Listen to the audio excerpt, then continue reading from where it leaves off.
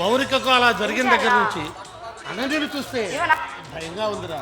చూడు నాన్న, ఒకరి విషయంలో అలా జరిగిందని మరొకరి విషయంలో కూడా అలాగే జరుగుతుంటే ఎలా నాన్న? రే చైతన్య, పరిస్థితుల్ని కాలం మనం చెప్పినట్లుగా వినిపించుకోదురా.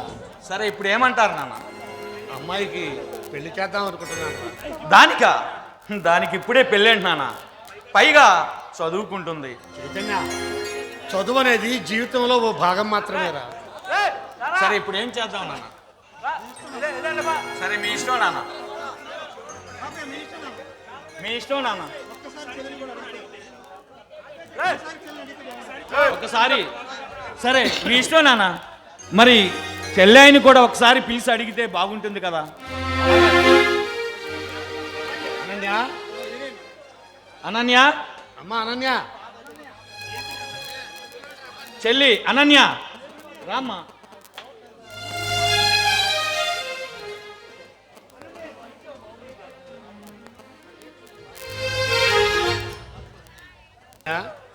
నీతో కాస్త మాట్లాడాలమ్మా. దేని గురించి నానా? నీకు పెళ్లి చేద్దాం అనుకుంటున్నానమ్మా. నానా, నేను అంతా విన్నాను, కానీ ఇప్పుడే పెళ్లి చేసుకోవడం నాకు ఇష్టం లేదు. ఎందుకని? కారణాలు మాత్రం నేను చెప్పలేను నాన్న, కానీ ఇప్పుడు ఈ పెళ్లి చేసుకోవడం నాకు ఇష్టం లేదు. అసలు అబ్బాయి ఎవరో తెలుసా అమ్మా? ఆ అబ్బాయి నాకు బాగా తెలిసినవాడు. ఆస్తి ఉంది, మంచి ఉద్యోగం ఉంది, పైగా నా దగ్గర చదువుకున్నవాడు, మంచి గుణగణాలు ఉన్నవాడు. ఆ అబ్బాయిని చేసుకుంటే నీ జీవితం చాలా సుఖంగా ఉంటుందమ్మా. అందుకని నా ఇష్టాలతో పని లేకుండా ఈ పెళ్లి చేసుకోమంటారా నాన్న? పెళ్లికి ఇష్టాల కంటే మంచి చెడులే ప్రాధాన్యం వహిస్తాయమ్మా. అవును నాన్న, ఈ పెళ్లి జరగడం వల్ల మీకు లాభం ఉందేమో, కానీ ఇష్టం లేని పెళ్లి చేసుకొని జీవితాంతం నేను బాధపడలేను. నిన్ను నష్టపెట్టాలనో కష్టపెట్టాలనో కాదమ్మా నేను ఈ మాట అంటున్నది. ఓ మంచి కుర్రాడికి ఇచ్చి పెళ్లి చేస్తే నీ జీవితం బాగుంటుందనేనమ్మా నా ఆశ. అనన్య, ఈ పెళ్ళి కాదంటున్నావు, మరి నువ్వెవరినైనా ప్రేమించావా? ఏదైనా విషయం ఉంటే నాన్నగారికి చెప్పమ్మా, నేను లోపలికి వెళ్ళి ఫ్రెష్ అయ్యా. బాగా అడిగావురా, చెప్పమ్మా, నువ్వెవరన్నా ప్రేమించావా? నానా, అది అది ఏమిటమ్మా ఈ నాన్న దగ్గర నీకు సందేహం ఎందుకు తల్లి? ఈ కాలం ఆడపిల్లలంతా ఇంతే. అనవసరమైన విషయాలను భయపెడతారు, అవసరమైన వాటి మాత్రం దాచిపెడతారు. ఈ నాన్న నీ ఇష్టాన్ని ఏ రోజు కాదనడమ్మా. పర్వాలేదు, ఆ అబ్బాయి ఎవరో చెప్పు, వాళ్ళ తల్లిదండ్రులు పిలిచి వాళ్ళతోనే మాట్లాడతాను. థ్యాంక్స్ నాన్న, థ్యాంక్ యూ సో మచ్. మీరు ఇంత తొందరగా ఒప్పుకుంటారని నేను అస్సలు అనుకోలేదు. ఆ అబ్బాయిని పిలిపించు, ఇప్పుడే పెళ్లి నిశ్చయం చేస్తాను. నానా, ఏమిటమ్మా?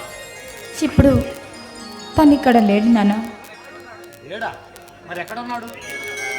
ఎక్కడున్నాడో ఏంటో నాకు తెలీదు నాన్న. ఏమిటమ్మా నువ్వు మాట్లాడేది? తను నాతో మాట్లాడి నా కళ్ళకు కనిపించి 2 సంవత్సరాలు అవుతుంది నాన్న. నేను మోసపోయాను నాన్న.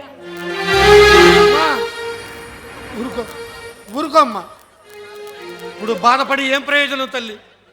అయినా మోసపోవటం తప్పు కాదమ్మా, మోసం చేయటం తప్పు. వాడు చేసిన తప్పుకి నువ్వెందుకమ్మా బాధపడ్డావు?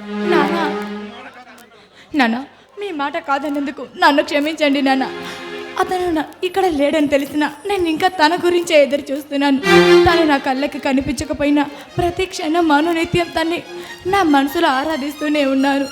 తన్నే గుర్తు చేసుకుంటూ బాధపడుతూ మీ మాట కాదన్నందుకు నన్ను క్షమించండి నాన్న, నన్ను క్షమించండి. చూడమ్మా, గతాన్ని తలుచుకుంటూ భయపడుతూ ఉంటే భవిష్యత్తుకి అర్థం లేదమ్మా. నా భవిష్యత్తు మీద ఆశలు ఏనాడా పోయాయి నాన్న. కానీ నీ భవిష్యత్తు మీద నాకు ఆశ ఉందమ్మా. నీకు పెళ్లి చేసి నువ్వు పిల్లా పాపలతో సంతోషంగా ఉంటే కళ్ళారా చూసి ఆనందించుదామనేదన్నమా నా ఆశ. నాన్న, అది నా తలరాతలో ఆ భగవంతుడు రాయడమే మర్చిపోయాడు. ఇచ్చిదాన, మోసపోవటం తప్పు కాదమ్మా. పదే పదే ఆ మోసాన్ని తలంచుకొని ఒంటరిగా బ్రతకాలని కోరుకుంటున్నావు చూడు, అది అది తప్పు. లేదు నాన్న, లేదు, నన్ను అర్థం చేసుకోండి. దయచేసి నాకు ఈ పెళ్ళి ఇష్టం లేదు. ఈ ఒక్కసారికి నా మాట వినండి నాన్న, ప్లీజ్ నాన్న. వింటున్నానమ్మా, అన్నీ వింటున్నాను. ఆనాడు ఆనాడు రక్తపు మడుగులో గిలగిలా కొట్టుకుంటూ ఈ చేతుల్లో ప్రాణాలు విదిలిన నాన్న, నా పెద్ద కూతురి ఆక్రందనలు విన్నాను. దాని బ్రతుకు మీద ఈ సమాజం వేసిన భయంకరమైన ముద్రని విన్నాను. నాన్న, అమ్మా, నాన్న. మళ్ళీ మళ్ళీ నీకు కూడా అలా జరగరాని ఏదన్నా జరిగితే విని తట్టుకోగలిగే శక్తి ఈ గుండెకి లేదమ్మా. అమ్మా, నాన్న. నిన్ను తండ్రిగా ఆదేశించటం లేదమ్మా, కన్న తండ్రిగా అర్థిస్తున్నాను. నీ కాళ్ళు కొట్టానమ్మా. నా మాట కట్టు. నాన్న, ప్లీజ్ నాన్న, నాన్న, నన్ను అర్థం చేసుకోండి నాన్న, నా వల్ల కాదు నాన్న, ప్లీజ్ నాన్న. నాన్న, అయినా దేవుడు కూడా చాలా స్వార్థపరుడు నాన్న.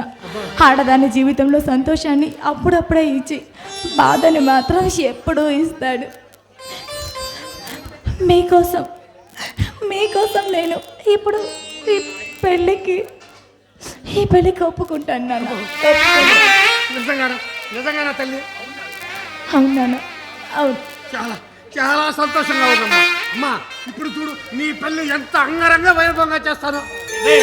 చైతన్య, చైతన్య, అరే అమ్మాయి పెళ్లి కొట్టుకుందరా, నువ్వు వెంటనే వెళ్ళి ఆ వంశీతో మాట్లాడి పెళ్లి నిశ్చయం చేసుకురా, సరేనా? సరేనా, ఇప్పుడే వెళ్తాం.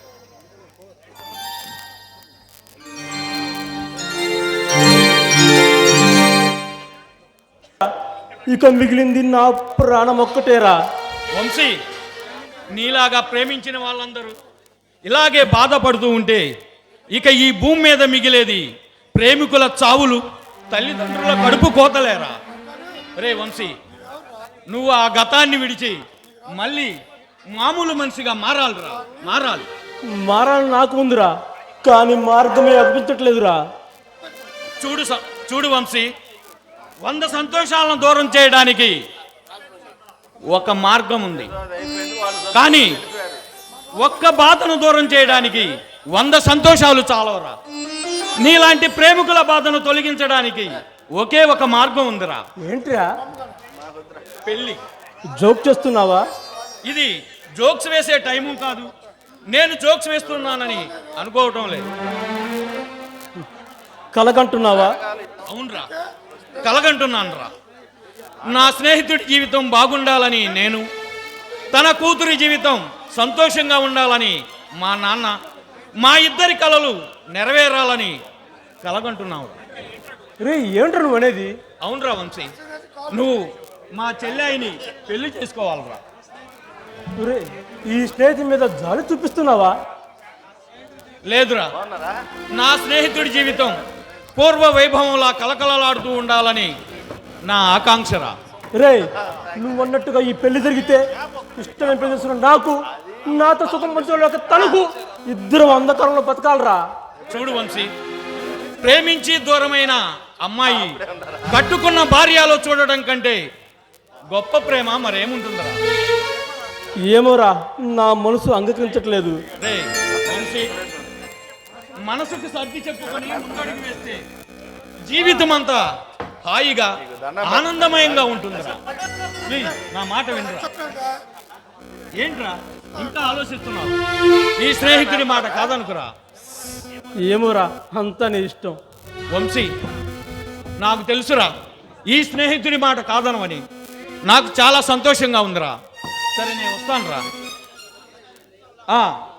వంశీ, అన్నట్టు ఒక్కడివే ఉండి ఏం చేస్తావురా? రే రారా, ఈరోజు మన అభిమాన నటుడు Pawan Kalyan cinema OG release రా, చూసుకోరా. రవి,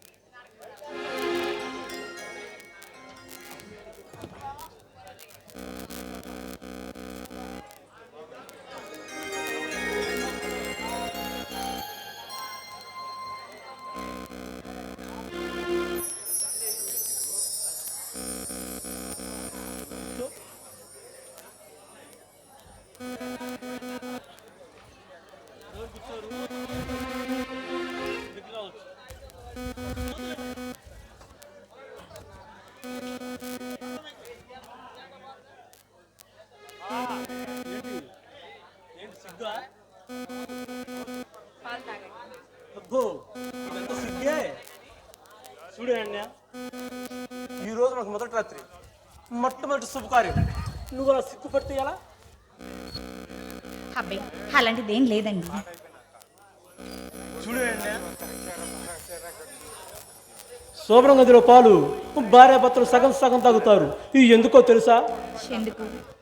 ఈ పాలల భర్తలో సగ భాగం భార్య కావాలని, పాల గ్లాసుతో వెళ్ళిన అమ్మాయి పాలిచ్చి తల్లిలా తిరిగి రావాలని. ఏంటేనండి సిగ్గా? ఈ ఏకాంత సమయంలో మన మొదటి రత్నం చూసి కొన్ని ఈర్ష్య పడుతున్నాయి. ఏంటండి అవి? అదిగో ఆ జాబిలిని చూడు. నీ అందం ముందు తన అందం చిన్నపోయిందని ఈ అలా విలవిలలాడిపోతుందో. ఈ ప్రకృతిని చూడు, ఇంతటి సౌందర్యం తన దగ్గర లేదని ఈ అలా కృంగిపోతుందో. ఈ మంచాన్ని చూడు, ఇంతటి అందమైన జంట తన విడిలో చేరలేదని ఈ అలా బాధపడుతుందో.